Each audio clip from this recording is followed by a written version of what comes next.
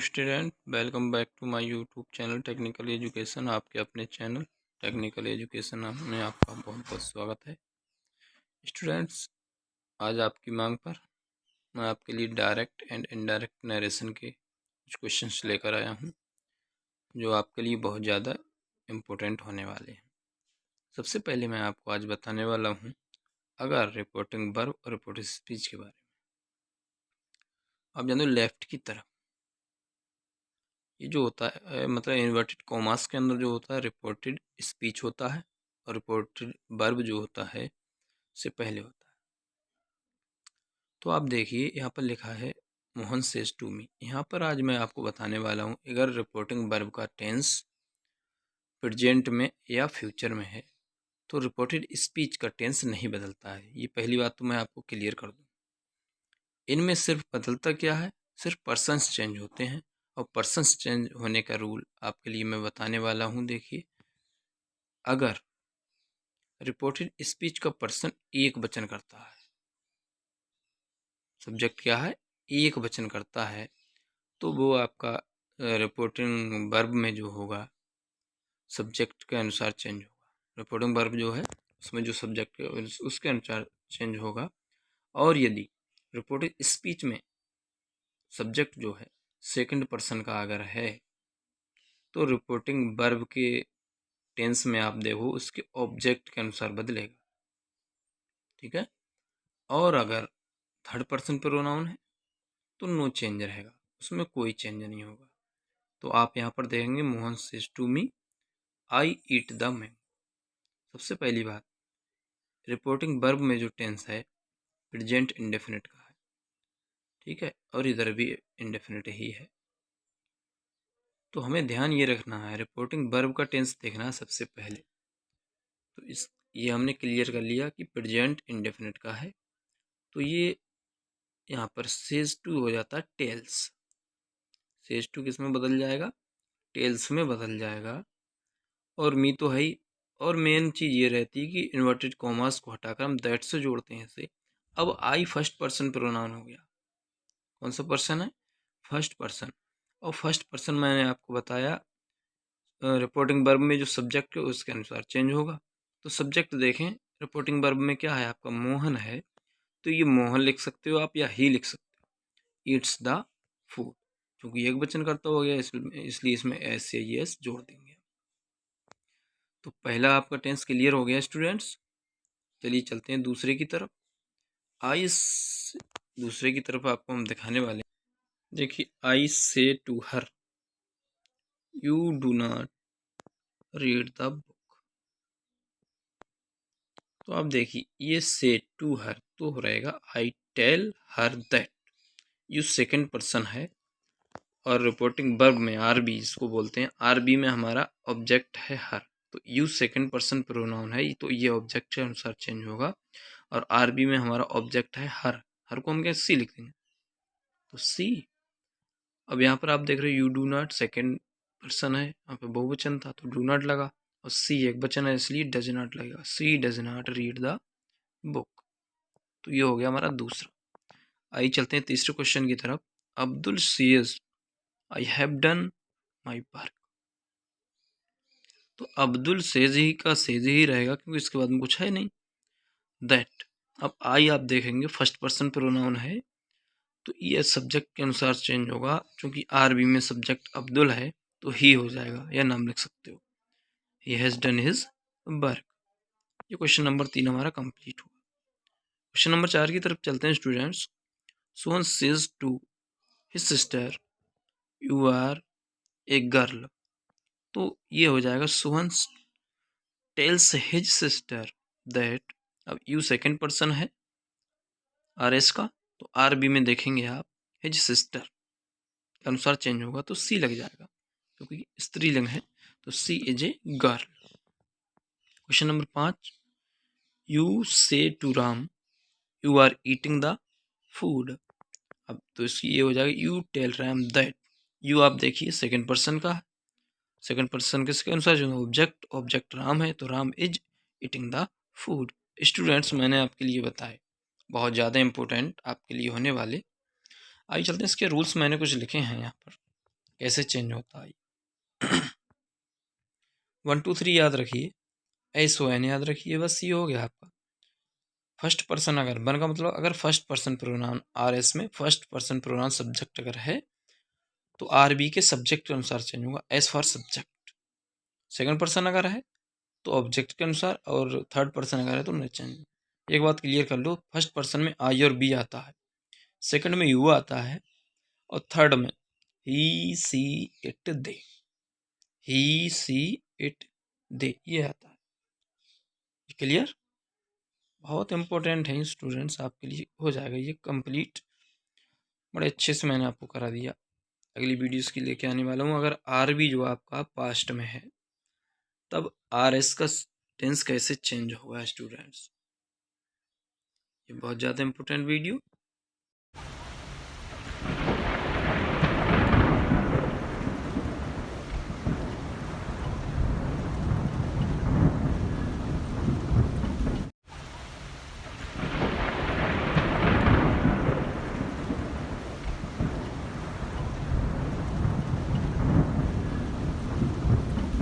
Student welcome back to my YouTube channel technical education. Student कैसे हैं आप? I hope सब अच्छे होंगे। अगर आप हमारे चैनल पर नए हैं तो हमारे चैनल को सब्सक्राइब करें, वीडियो को लाइक और शेयर करें।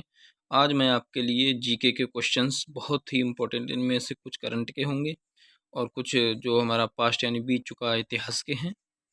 तो इनमें से बहुत ज़्यादा इंपॉर्टेंट होने वाली है वीडियो आपके लिए स्टूडेंट। इन इन चीज़ों को जानना आपको बहुत ज़रूरी है, क्योंकि जीके क्वेश्चंस इस तरीके से आपसे पूछे जाते हैं। तो पहला क्वेश्चन है हमारा, अंतर्राष्ट्रीय महिला दिवस कब मनाया जाता है? अंतर्राष्ट्रीय महिला दिवस कब मनाया जाता है? स्टूडेंट बहुत ज़्यादा इंपॉर्टेंट प्रश्न है और लगभग ज़्यादातर परीक्षाओं में ये पूछा जाता है।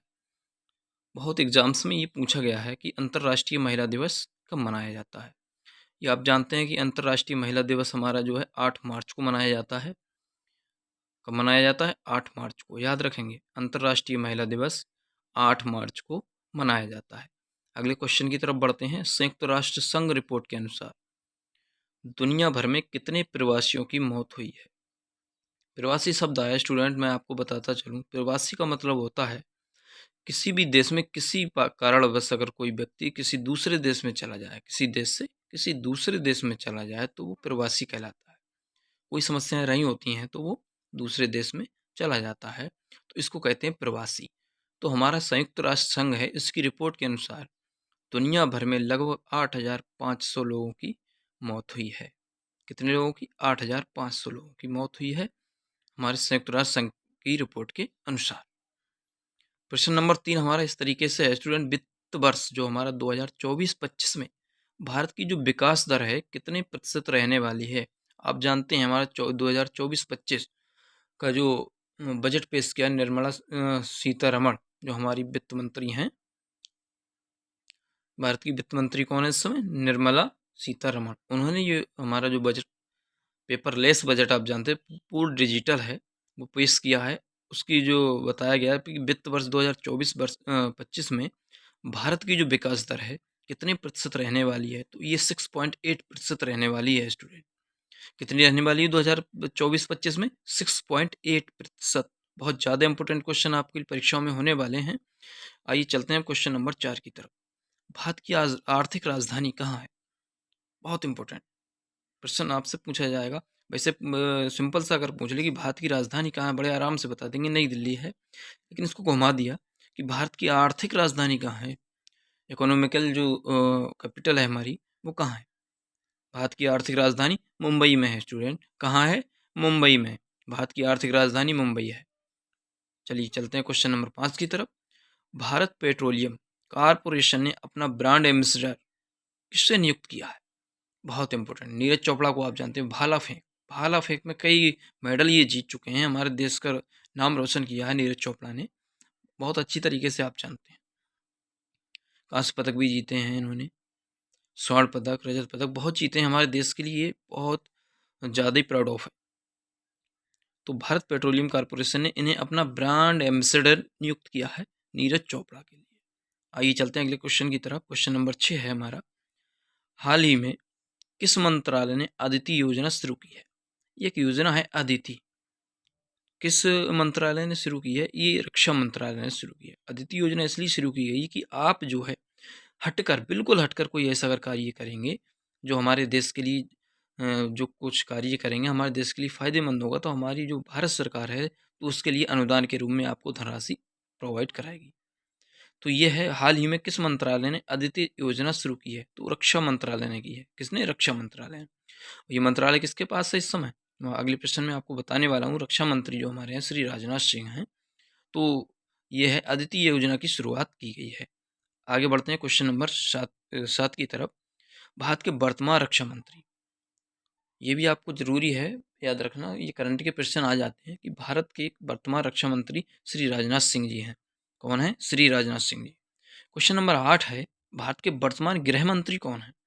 आप जानते हैं गृह मंत्री की पावर्स को आप अच्छी तरह समझते हैं। तो भारत के वर्तमान में जो गृह मंत्री हैं, श्री अमित शाह जी हैं। कौन है? श्री अमित शाह जी। हमारे भारत के वर्तमान गृह मंत्री श्री अमित शाह जी हैं। अगले क्वेश्चन की तरफ बढ़ते हैं। क्वेश्चन नंबर 9 है। क्वेश्चन कह रहा है, भारत के प्रथम राष्ट्रपति कौन थे?